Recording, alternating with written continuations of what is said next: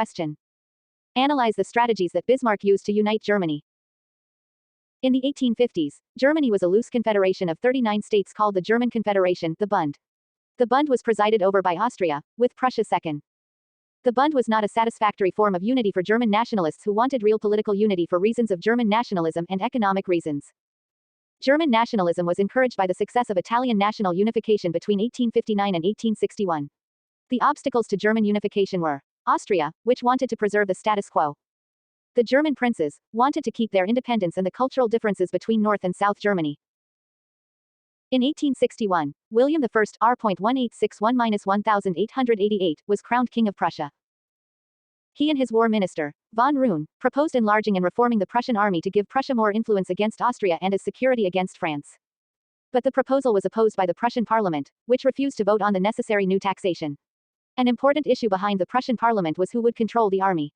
The king, thus, appointed Otto von Bismarck as chief minister of Prussia. Bismarck, 1815-1898, was politically conservative but a political realist and extremely able. He soon overcame the crisis by collecting additional taxation for the army reforms without the consent of parliament. There was no resistance.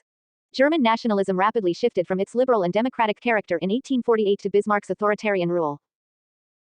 Bismarck knew that Germany could not be united under Prussia without war against Austria and probably France.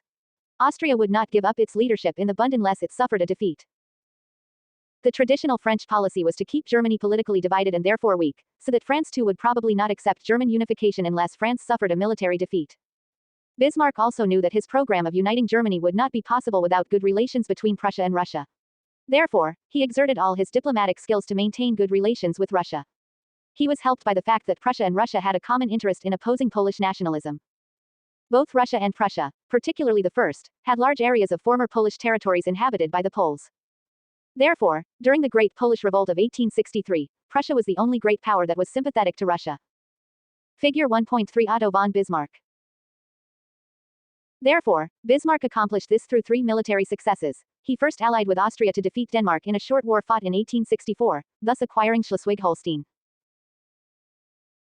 In 1866, with the support of Italy, he virtually created the Austro-Prussian War and won a decisive victory at the Battle of Königgrätz, which allowed him to exclude longtime rival Austria when forming the North German Confederation with the states that had supported Prussia in the Austro-Prussian War. The Confederation was the direct precursor to the 1871 Empire.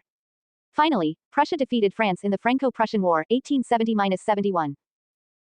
The German Confederation was transformed into an empire with the proclamation of Prussian King Wilhelm I as German Emperor at the Palace of Versailles, to the humiliation of France. Activity 1.